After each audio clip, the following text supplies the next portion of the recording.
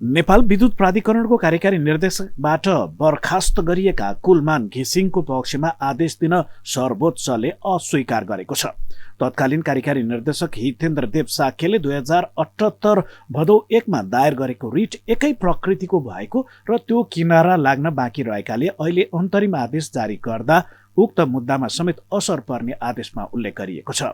सर्वोच्चका न्यायाधीश द्वय कुमार चुडाल र नित्यानन्द पाण्डेको इजलासले घिसिङको माग बमोजिम अन्तरिम आदेश दिन मनासिब नदेखिएको बताएको छ, तर रिटलाई अग्राधिकार दिन इजलासले आदेश दिएको छ। घिसिङले अन्तरिम आदेश नपाएसँगै साक्यले प्राधिकरणको कार्यकारी निर्देशकका रूपमा निरन्तरता पाउने भएका छन्। यही चैत्र 11 मा बसेको मन्त्री परिषदको बैठकले घिसिङलाई कार्यकारी निर्देशकबाट हटाएर साक्यलाई नियुक्त गरेको थियो।